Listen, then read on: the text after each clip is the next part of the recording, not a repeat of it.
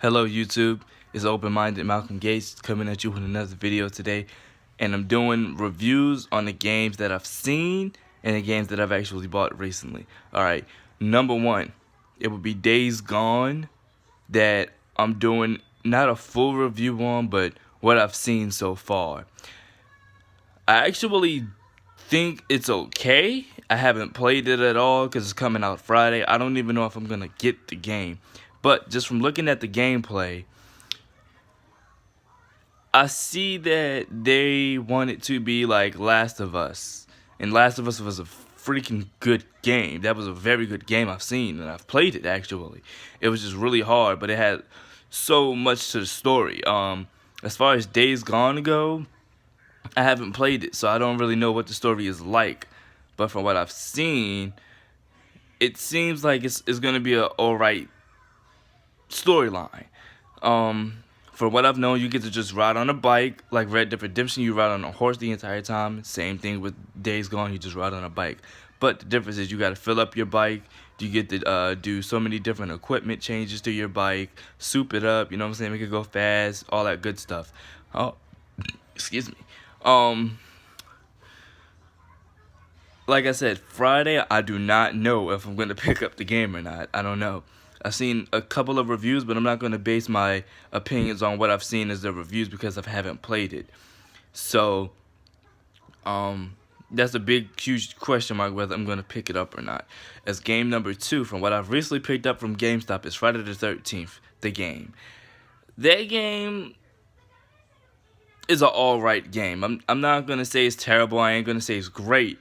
I would at least give it a 6 out of 10 on my scoring list. The reason why I give it a 6 out of 10 is because when you do the offline missions in the game, as far as the quest, there's still a lot of glitchiness going on within the game. Whether you updated it to the newest software or not, it's still some glitchiness is going on with the game. As far as the AIs go, they're not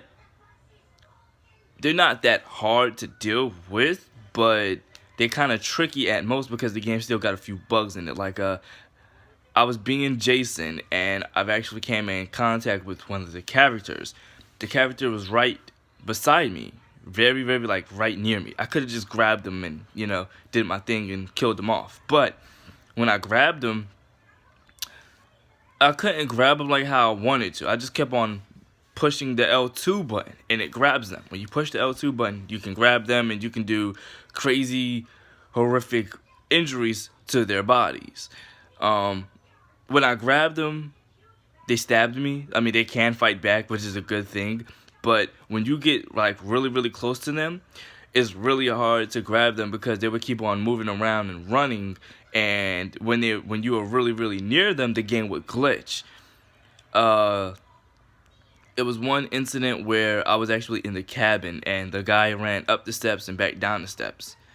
And I was thinking to myself, why would he keep running up the steps and right back down the steps? It was a glitch. So when he was running up the steps, he ran into a room, came out of the room, ran back down the steps. And when I ran back down the steps with him, I was able to grab him and do a crazy, horrific injury to his body or whatever. I give Friday the 13th, from what I've actually played, because I put numerous hours in last night, I just didn't stream it. I'm sorry, you guys. I could have, but I didn't. I played numerous hours of that game yesterday, and I would give it a 6 out of 10 on my credit score. I mean, on my metric score. The reason why I give it a 6 out of 10 is because it still needs some type of work to it. The online play is amazing. As one of the counselors in the game, you get to run around, solve clues, and I'm not going to spoil it for anybody, but that's all you get to actually do, and you get to injure Jason. As much as you try to get away, you get to injure him as well. As far as playing as Jason, that's the most funnest part to me. I like playing as Jason because I get to run around and do horrific injuries to others in the game. And that game is really fun to play. The online play is amazing. The only bad thing about it is it just takes a really, really, really long time for you to jump into a lobby with some guys or some females or whoever you're playing with. But if you can easily grab a buddy, you know what I'm saying, grab some of your friends that got the game, then boom, you got your squad right there. But as far as you try to run into just a lobby, as if it was like a Call of Duty or NBA 2K, you're gonna be sitting there for a very long time because not many people play the game because of its bugs and glitches, or some people just don't have the game. For game number 3 that I've actually picked up from GameStop, that I've actually seen and I've actually am playing. Well, I actually didn't pick it up on GameStop. I've actually picked it up on the PlayStation Store, and it was on sale, and it was Assassin's Creed Origins. That game is really, really, really, really, really good. It's very good. Um, it does have its flaws as well. Not every game is perfect, but that game is very good. I would give it an 8 out of 10 on my score, and the reason why I give it an 8 out of 10 is because when you're riding through, on your camel, and you see something crazy going on, they attack you. I've ended up getting attacked in that game plenty of times, and I bought it. What day was that? I want to say today's Thursday. I bought it Tuesday. Tuesday I bought the game, and I've recently got attacked so many times in that game, but I put numerous hours in as well. The game is amazing. The game is really good. I love the graphics of it. I love the physics of it. I love how over time within the game you can see so many different characters and the progressions over time, and you get to do side quest missions and the main missions, and it's a really open world game. And Egypt is a very great game to play. I like that game so much. I'm gonna go back to playing. I think I might stream it tomorrow when I come home from work. But as far as that game goes, I give it an 8 out of 10. It's really good, very good. For movies, they got Avengers: The Endgame coming out Friday, as well as Days Gone.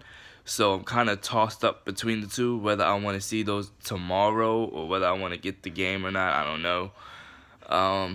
But I don't want to be like Days is Gone is terrible, this, that, and the third, because I haven't played it. Just basing off of what I've seen from the reviews, I can't base off of my. What I'm trying to say is I can't base it off of what I've seen from the reviews to say that it's a bad game, because I haven't even played the game yet. I don't even know if I'm going to get the game. And another gaming console that's coming out for Xbox One is the Xbox Sad Edition.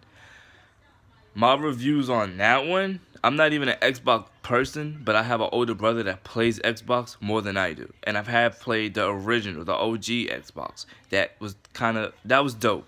I like that. It has certain games that other Xbox games and PlayStation games didn't have. It was a really good experience until I got the Red Ring of Death, so I never went back to Xbox after that. I've always been PlayStation. But the Xbox Sad is coming out, I want to say March 7th, if I'm not right. If I'm wrong, correct me please in the comments below. The Xbox Sad Edition, I've actually seen it, and it looks horrible. It looks horrible.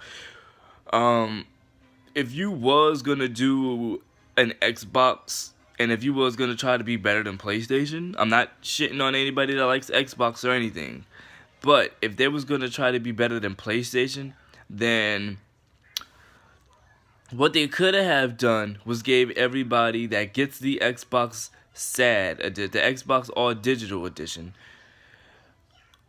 a free membership, a free trial, at least 6 months of free trial. Well, not even a free trial, 6 months of Xbox Live. And it should have not only included those 3 games, they should have included the recent games that just came out. If I was them, I would have included Halo, because that was a really good game. I would have included oh man, there's so many good games. Oh man, I lost my train of thought. It's just so many good games for the Xbox and the Xbox 360. I would have included a few selective of games instead of just 3 titles that's already there on the Xbox S and Xbox X. It's a lot that they have going on, and as far as that, I just felt like they came out with that news as PlayStation 5 announced their news with specs. I felt like they was trying to take a shot at PlayStation that same day. I mean, you'll come out with a console while they're coming out with news that's coming out in 2020. They should have came out with some news as well instead of bringing out an all digital console, and it's going for $250. I wouldn't want to go for $250. That's just not me. I wouldn't be able to do that. That's too much money on my behalf. I don't know. I'm not gonna spend $250 on an all digital console. I feel like that was a terrible route for them to go. If I was making a video game console and I've already made millions off of the last few, I wouldn't have made an all digital console. I would have pushed that to the side and at least waited until it was time to go digital.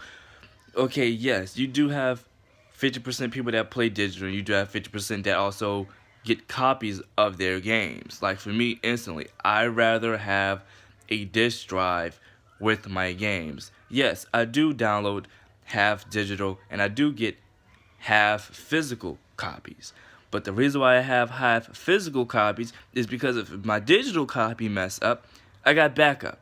I know what I can do. I can go ahead, trade it in, and call it a day. But with a digital copy, you can't do that. It's stuck on there. You bought it, that's yours. If you can get your money back, then that's great. But for those that actually have the physical copies, I'm happy because the Xbox All Digital Edition is trying to push out more digital copies than physical copies. I mean, yes, I understand what you're trying to do with the whole new wave of digital gaming, but there's not a lot of people that's seeing that, especially for the older generation of people, as far as me, who would rather have a physical copy.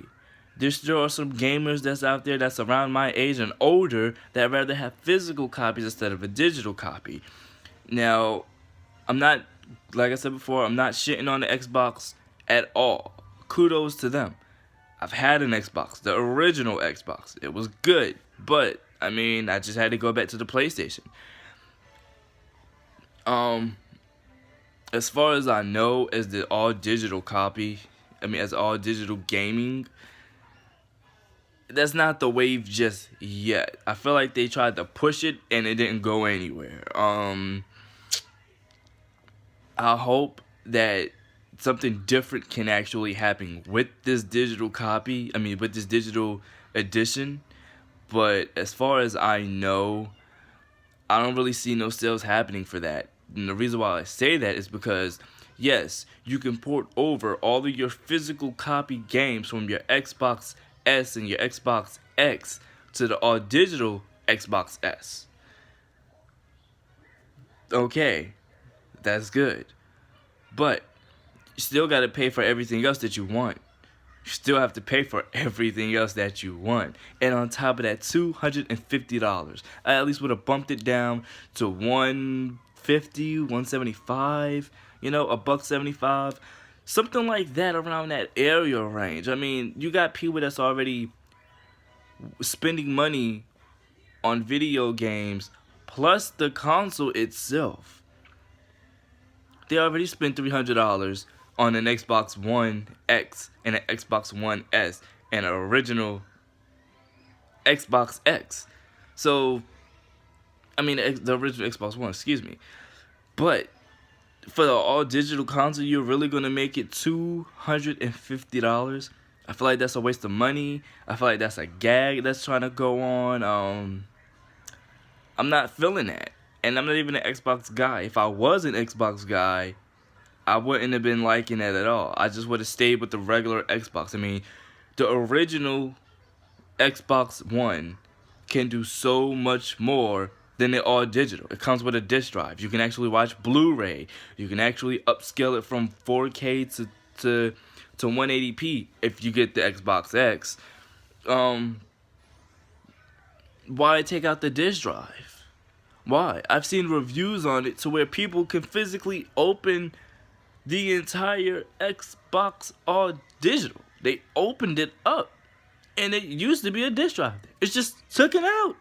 It's like they took block whitener, not even block whitener. It's like they took white out and just colored that disc drive where it's supposed to be at, where it's supposed to come out, where the disc is supposed to be inserted. No, they just took it, put a dash of white block on it, and just said, goodbye. That's all what they did. There's nothing new to the system. Nothing new. It's just everything all digital, and you gotta spend more money, and more money, and more money. Like I said, I like some stuff that Microsoft does. Microsoft does an amazing job sometimes, but it's like one year they do great, next year they do bad. One minute they do great, another minute they do bad. They always get on that up and down scale. PlayStation, as far as I know, they had their up and down scales as well. I can't really say that I hate Xbox, but I love PlayStation. I mean, I've been a PlayStation guy forever, but I have, dabbled with a little bit of Xbox games, and I've played Xbox with my older brother, so it's not really a difference to me. But I feel like that Xbox One S all digital should have waited for another time, because now you got this console. What are you gonna do with the next console? When your next console comes out, do you still think everybody's gonna buy the Xbox One that's all digital? No, they're gonna be running that Anaconda that's coming out next. As far as I know, I feel like there's a lot of people that can be fortunate to have Wi-Fi, and there are a lot of people that are fortunate to have no Wi-Fi. So what are you going to do when, what if this kid never had an Xbox X, or never had an Xbox One at all, and his mother knows that he likes digital games and stuff like that, but he has a PC, but he wants to play console. Okay, so she go buy him the Xbox One X S all digital. Their Wi-Fi just got cut off. What are you gonna do with that digital console? You can't play it. You can't do anything. It's not offline. Everything is online. I feel like if they did that, they should have had targeted towards the people that actually have internet, for those that are less fortunate. Now, I wonder if you get that Xbox One S all digital for $250, can you sell it for a regular Xbox? But there are websites that has Amazon, eBay, Kmart, Walmart that have Xbox One S and an Xbox One for lower prices than that. They're going for $200. There's no terrible deal with that. All of the deals are great with that one. Great. But here you come, spilling out of your mouth, Microsoft, with this Xbox One S all digital that I'm pretty sure not a lot of people are going to be buying again. That's another fail. And then E3's coming up. PlayStation isn't even going to be there this year. So what are you going to do when E3 comes up at your door, Microsoft? What are you going to do? What can you do? Are you gonna bring out the Anaconda? But wait, that's not coming out till 2020, I heard.